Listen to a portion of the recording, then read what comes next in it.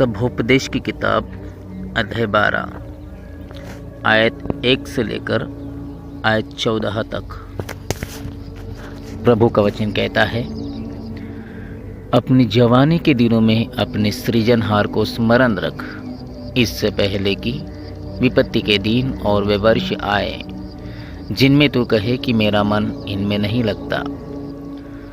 इससे पहले कि सूर्य और प्रकाश और चंद्रमा और तारांगण अंधेरे हो जाए और वर्षा होने के बादल फिर घिर आए, उस समय घर के पहरुए कांपेंगे और बलवंत झुक जाएंगे और पिसनहारियाँ थोड़ी रहने के कारण काम छोड़ देगी और झरोकों में से देखने वालियाँ अंधी हो जाएगी और सड़क की ओर के किवाड़ बंद होंगे और चक्की पीसने का शब्द धीमा होगा और तड़के चिड़िया बोलते ही एक उठ जाएगा और सब गाने वालियों का शब्द धीमा हो जाएगा।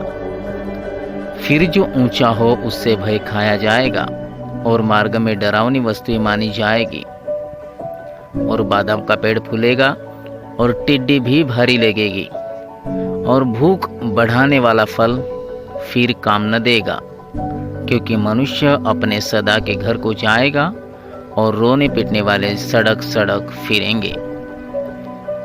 उस समय चांदी का तार 2 टुकड़े हो जाएगा और सोने का कटोरा टूटेगा और सोते के पास घड़ा फूटेगा और कुंड के पास रहट टूट जाएगा।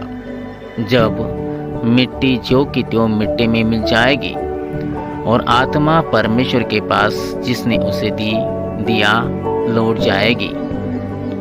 उपदेशक कहता है, सब कुछ व्यर्थ ही व्यर्थ, सब कुछ व्यर्थ है।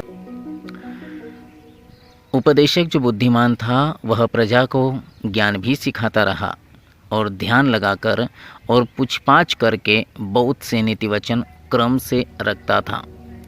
उपदेशक ने मन भावने शब्द खोजे और सिधाई से ये सच्ची बातें लिख दी। बुद्धिमानों के वचन पैनों के समान है और सभाओं के प्रधानों के वचन गाड़ी हुई किलों के समान है, क्योंकि एक ही चरवाहे की ओर से मिलते हैं। हे मेरे पुत्र, इन्हीं में चौकसी सीख। बहुत पुस्तकों की रचना का अंत नहीं होता और बहुत पढ़ना देह को थका देता है। सब कुछ सुना गया, अंत की बात यह है कि परमेश्वर का भय मान और उसकी आज्ञाओं का पालन कर, क्योंकि मनुष्य का संपूर्ण कर्तव्य यही है। क्योंकि परमेश्वर सब कामों और सब गुप्त बातों का, चाहे वे भली हो या बुरी, न्याय करेगा। उपदेशक के यह वचन हमें हमारे शरीर और मृत्यु और आत्मा के विषय में कहते हैं।